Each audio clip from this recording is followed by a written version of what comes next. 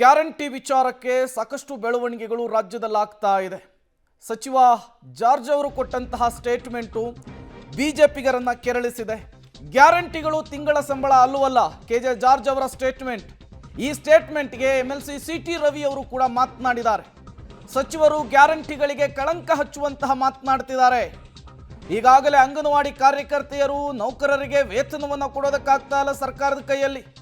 ಬೆಲೆ ಏರಿಕೆಯನ್ನು ಮಾಡಲಿಕ್ಕೆ ಅಧಿಕಾರಕ್ಕೆ ಇವರು ಬಂದ್ರಾ ಅಂತ ಹೇಳಿ ಕಾಂಗ್ರೆಸ್ ಸರ್ಕಾರಕ್ಕೆ ಪ್ರಶ್ನೆ ಮಾಡಿದ್ದಾರೆ.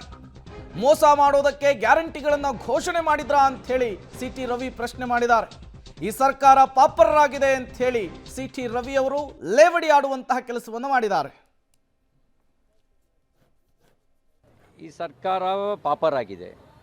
ಪ್ರತಿನಿತ್ಯ ನೀವು ಫ್ರೀಡಮ್ ಪಾರ್ಕಲ್ಲಿ ನೋಡಿ, ಮುಂದಿನ ಅಂಗನವಾಡಿ ಶಿಕ್ಷಕಿಯರ ಚಳವಳಿ, ಇನ್ನೊಂದು ದಿನ ಆಶಾ ಕಾರ್ಯಕರ್ತರ ಚಳವಳಿ, ಇನ್ನೊಂದು ದಿನ ಗುತ್ತಿಗೆ ನೌಕರರ ಚಳವಳಿ, ವೈದ್ಯರ ಚಳವಳಿ, ಉಪನ್ಯಾಸಕರ ಚಳವಳಿ, ಏನೊಂದು ಸುರಿಸುತ್ತೆ. ಅವರಿಗೆ ತಿಂಗಳ ಗೌರವಧನ ಕೊಡೋಕ್ಕೂ ಆಗದೇ ಇರುವಂಥ ಪರಿಸ್ಥಿತಿಗೆ ಬಂದುಬಿಟ್ಟಿದೆ. ಗ್ಯಾರಂಟಿಯನ್ನು ಹೆಸರಿಗೆ ಕಳಂಕ ತರೋ ರೀತಿಯಲ್ಲಿ ಸನ್ಮಾನ್ಯ ಸಚಿವರು ಮಾತಾಡಿದ್ದಾರೆ. ಗ್ಯಾರಂಟಿ ಅಂದ್ರೇನು? ಸೂರ್ಯ ಹುಟ್ಟೋದು ಎಷ್ಟು ಸತ್ಯನೋ ಅಷ್ಟೇ ಸತ್ಯ ನಿಮ್ಮ ಖಾತೆಗೆ ಹಣ ಬರುತ್ತೆ ಅನ್ನೋದು ಗ್ಯಾರಂಟಿ ಅಂತ ಹೇಳ್ತಾರೆ. ಅಂದರೆ ಕಾಂಗ್ರೆಸ್ ಗ್ಯಾರಂಟಿ ದೋಖ ಅಂತ ಆಯ್ತಲ್ಲ. 10 kg ಅಕ್ಕಿ ಬೇಕೋ ಬೇಡವೋ, 22 ತಿಂಗಳಾಯಿತು 10 kg ಅಕ್ಕಿ ಇಲ್ಲ. ಒಂದು ಕೇಂದ್ರ ಸರ್ಕಾರ ಕೊಡೋ 5 kg ಬಿಟ್ಟರೆ ಇವತ್ತಿನವರೆಗೂ ಇಲ್ಲವೇ ಇಲ್ಲ.